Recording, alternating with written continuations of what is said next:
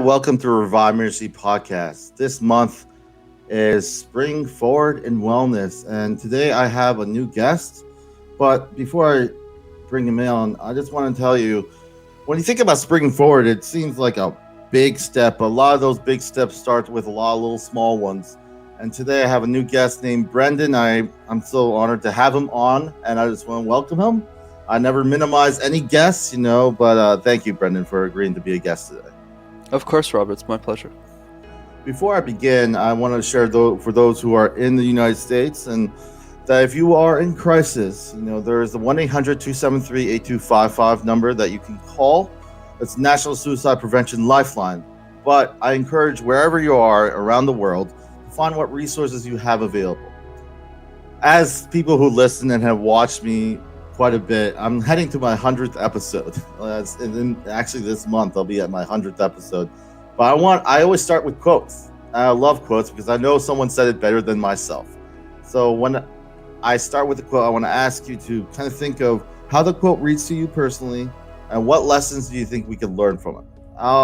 It's a two-parter because it's a long one, but then I'll bring it over to you, Brenden, and I'll stop queuing. So this is the quote. It says, "The most basic and powerful way to connect to another person is to listen. Just listen. Perhaps the most important thing we ever give each other is our attention. A loving silence often has far more power to heal and to connect than the most well-intentioned words." Rachel Naomi Remen. Any thoughts? Anything you want to add? Any comments of this quote, Brenden?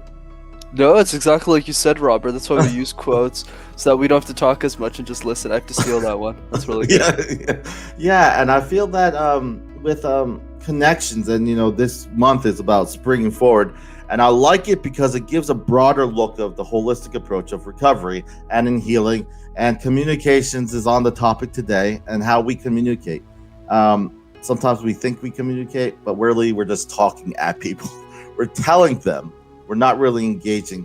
Why do you think in the quote it talks about listening? Why do you think it's so vital in communications? Why should we listen? Absolutely. I think to use another quote, I think Epictetus explains it best. We have 2 ears and 1 mouth for a reason. Yes. So we can listen twice as much as we speak. And the reason is very simple, Robert. If your goal is to be a leader, to be a change maker, to be someone who makes a difference in the world, you need to be willing to listen to everyone else's perspective first so you can make a better decision. Because if you start talking first, as Richard Branson says, to use another quote, he says, whenever you talk, you're not sharing new information. You already know that information.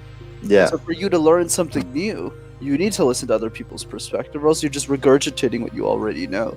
So it's along those lines of thought that listening becomes important. Back to Rachel's quote, it's this idea of attention. If you're being attentive to other people, it makes it easier for you to build relationships, and by building relationships, it also helps you achieve your goals.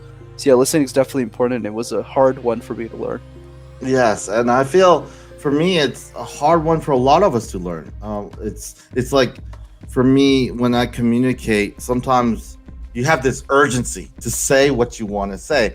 But what I've learned and grown so much is just to listen. Listen to other, even if you don't agree. It's an opportunity to grow because you see different perspectives of people because they're subjected to their own experiences, their own culture, where their background is. I'm half South Korean, half Puerto Rican, so it's kind of like complicated. So it's That's cool. Yeah, so it's like you have these different cultural ideals. You also have these ways of communicating, and also I feel I learn more from listening to people who don't think like me. It's important to be around people, not just a bunch of drones per se, just thinking and saying the same regurgitated thing. There's one thought I remember. I said, "Don't look at the words they say, the reasons they say them." It's a quote, but I feel that's very important. How I try to communicate, because some of the conversations I have are very sensitive. Some of the people who come on this podcast are sharing things. And it only works if it's a safe place. And I'm going to ask you a question, along those lines broadly. Why is communication so vital in overall wellness? Why? And I'll share after you share your perspective. No, I think it's a beautiful question, Robert, and one that deserves a lot more attention than that we give it. And the reason why communication is so important is because every interaction in our lives is communication.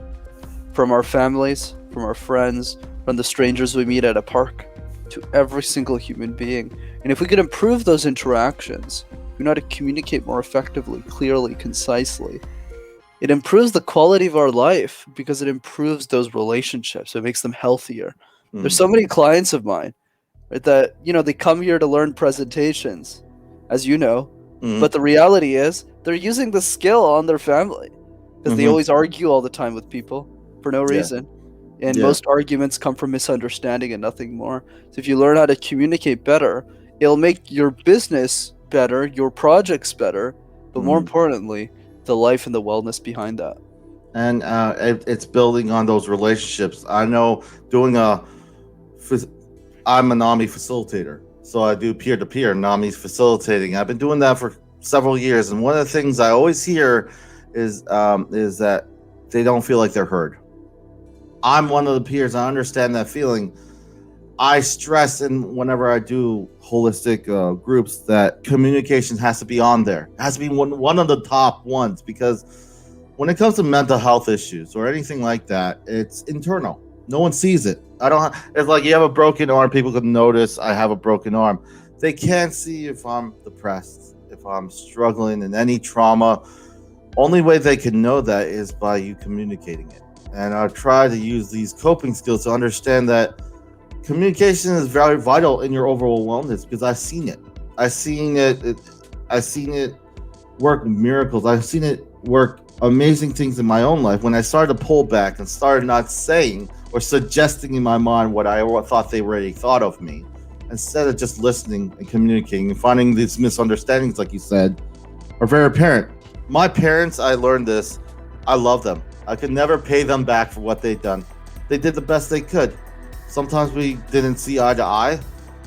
But the thing was, I feel I've learned a lot from that experience of communicating with them, because when you're a parent and your son's sick, what do you think? You're like, there's a bunch of fear. They read up, they try to figure out what to do, but all their decisions is based on fear. So sometimes it's that communication that does help when you are able to share that with them. There's this one quote I want to share. It says from George Bernard Shaw. He's kind of rough around the edges. He says, the single biggest problem in communication is the illusion that it's taken place. Sad, but scarily true. Any comment on that? No, I completely agree with George's point. Most people think they know how to communicate well, but the truth is that they don't. Yeah. Like, what do you mean, Brenden? I was clear. What do you mean? I thought my point was across. But here's the thing, everyone. If the other person goes, I don't really understand what you mean, it's not their fault, it's yours. Yeah. Same thing in the way I communicate. If people don't understand the lessons, the takeaways that I give, that's not the audience's fault. That's mine. Because I'm not taking the effort or putting enough effort into communicating my ideas concisely and clearly enough. So we need to start taking responsibility for the communication that we have with other people. And if they don't understand this, we need to reevaluate ourselves, not the other way around. And I like that because, it's a journey when it comes to this communication. It's something that you build on. I think this urgency in our society is prevalent. I'm not saying it's all bad. I try to be professional, but at the same time, having those moments to pause and reflect. No owning up, having accountability for when you're not able to communicate. Not let your, your own biases dictate whether that person understood and the reason why they didn't understand. Understanding that there's intentionality, like you're saying, in communication. It's not just going to be handed. It's not going to just fall in your lap. Communication takes work because relationships take work. Everything you do, how you communicate, how people see you, is you being intentional. And I like how Rachel and Liam, I like her quote we said before, but I also like this idea. You could be in a room, Brenden, and there'll be a lot of people. If you could speak to someone one-on-one and feel like they're the only one in the room, that's communicating. You have to have that presence, that But a lot of it's very intentional. It's something that's slowly learned, and I'm still learning it to the day. But it's a journey. I feel like people get discouraged way too easily. But any comment on that? I completely agree, and the challenge to build on that, Robert, behind communication is the fact that it's very difficult to measure success. Mm-hmm. Let's say you play a piano the first time. It's easy for you to tell if you're getting better. If you know how to play one song, that's it. Like, you just go to a fancy gala, fancy event, you play that one song, people go, wow, Robert, you're so great at piano. Can you play another one? Then you go, no. I only have time for one tonight, and then you walk away. People go, wow, he's so mysterious. But that doesn't apply in public speaking. No. Right? It's not as easy. So the way that we need to think about this is, it's definitely challenging because communication is vague. Like, what does a great communicator even do? Mm-hmm. Do they make pancakes in the morning? Like, we don't really know. So the key is to make this tangible for people. You want to focus on one communication vertical at a time. What does that mean? That means we got a bunch of stuff going on in communication. We got presentations, we got conversations, podcast hosting, podcast guesting, and all of these mediums, you show up in a different way for them. So my advice is pretty simple. Focus on one at a time. That means starting with presentations. That's the one most people struggle with, where most of the area of improvement lies. And then as you master one vertical, you slowly knock out all the other dominoes. I really like that. I never heard it that way, but I like that you have to go in steps. You can't just one thing I have a problem with a lot of when there's a new task. I remember I used to run track as a kid. In high school, I ran track. I remember there was this one person who was so much better than me. I remember it was uniquely challenging, but what I remember my coach saying is concentrate on my form, on how I ran. How and it was just these basic things, but you got to start from somewhere. And I like that. And I think for me, knowing the fundamentals, understanding why you do what you do, and what is your goals, and having those all present and reflecting. Awareness and reflection, I feel, is important because that helps your mindset of why you're doing what you're doing. Sometimes people get urgently thrown into something, and you ask them, what's your goal in this? And they really don't know. It's all like regurgitated talking points, and just like it provides a illusion, because if things get hard, like 2020 was, Brenden, it gets really brittle. Like, people, you could say it's very easy to say convince yourself not to do a lot of things, because you can make yourself as busy or not busy as you like to. It's all in our mindset. But I find that it really blends well with my people I work with in recovery. But I want to. A lot of my guests come on and they do a lot of great work, and I know that you do too, Brenden. And I want you to kind of share a bit. You shared a bit about communication, and we've been talking about it, but share a little bit more to those who are listening, and some of the things that you're doing and what you're planning to do, anything like that, and any advice onward. Yeah, absolutely, man. Like, I have a YouTube channel called Master Talk, in one word, where I share a lot of these communication insights for free. Like 99% of it I just give away. So if you're someone who wants to master communication, I definitely encourage you to check that out. And one exercise I can leave everyone with is a question, because most of us associate public speaking with fear, right? With doing the dishes, like a chore, or mowing the lawn. So what's my advice? My advice is to reflect on this question. The question is, how would the world change if you were an exceptional communicator? How would the world change if you were an exceptional communicator? I believe that anyone can be a master communicator. And if you figure out how the world would be different if you took the courage in the same way you had 100 episodes ago to start this show, imagine how the world would change. Imagine the letters you get. You probably get messages every day. People going, wow, Robert, I love the work that you're doing, but I'm sure you didn't have that confidence in episode 1 that you do today. No. And that's the key, everyone. When you decide to take that first step and you understand who you're trying to help, it's going to be a lot easier for you to stick to it. There was this one, I always do quotes. This one, courage is always seen as loud, but this one person says, courage is sometimes not a roar. Sometimes it's that quiet voice at the end of the day saying, I'll try again tomorrow. That's it. You know, we're not gonna like. If I was gonna say my whole thing was destination based, I would be done. I would be done 10 years ago, you know, but like it isn't. It's a journey. It's just like you're just road tripping. Sometimes you eat well, sometimes you don't, but you learn on that, you know?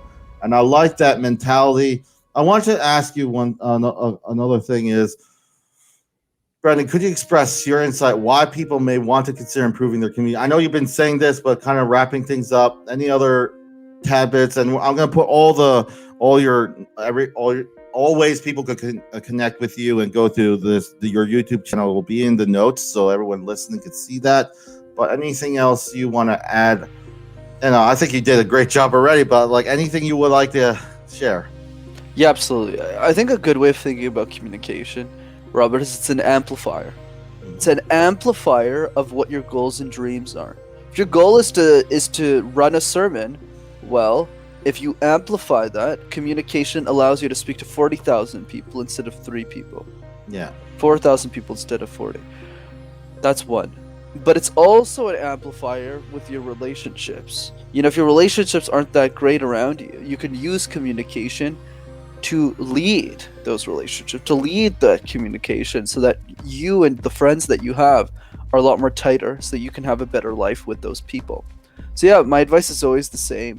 Understand that regardless of what your dreams and goals are, communication will help accelerate those goals for you to achieve what you want out of life. So I encourage you all to start practicing it, because trust me, it'll be the best investment you'll ever make. And lastly, Brenden, as we wrap up, any last thoughts you want to express to those listening today? Any short little tidbits? Yeah, absolutely. I'm happy to give a book recommendation, some life advice. So book recommendation I always like to throw out there is Scott Harrison's Thirst. I think Thirst is one of the most underrated books on public speaking communication. It tells the story about a faith-based man named Scott Harrison who used to be a nightclub promoter and became philanthropist, raised hundreds of millions of dollars for charity. He's a very smart guy. I really like the way that he breaks down messaging and storytelling. I highly recommend the read. I think it's a great one for anyone out there. And for life advice, I think what I would say is it's a bit odd of advice, but I think it'll help a lot of people. It's be insane or be the same. If you want to be like everyone else, that's totally fine.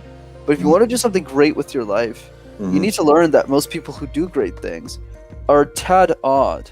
Don't you find it odd that I started a YouTube channel on public speaking and communication?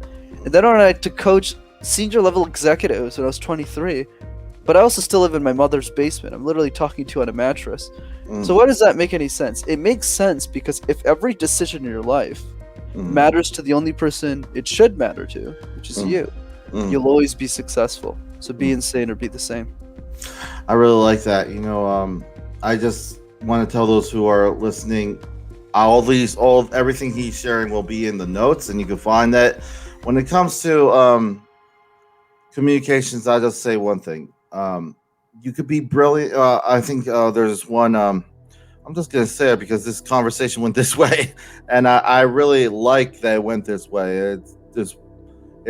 It's from Dale Goleman. I can't put it up. It's too long, but it says, if your emotional abilities aren't in hand, if you don't have self-awareness, if you're not able to manage your distressing emotions, if you cannot have empathy or have effective relationships, then no matter how smart you are, you're not going to get very far. And part of that is communications. Thank you, Brenden, again for joining us. And I also want to tell those who are listening, remember that to stay updated with all things Revive Ministries through all the various platforms, ReviveMinistriesFL.com is our website. This is goodbye from Revive Ministries Podcast, leaving you with the last quote. And I think it's a funny one, but I like it. It says, a life spent making mistakes is not only more honorable, but more useful than a life spent doing nothing. George Bernard Shaw.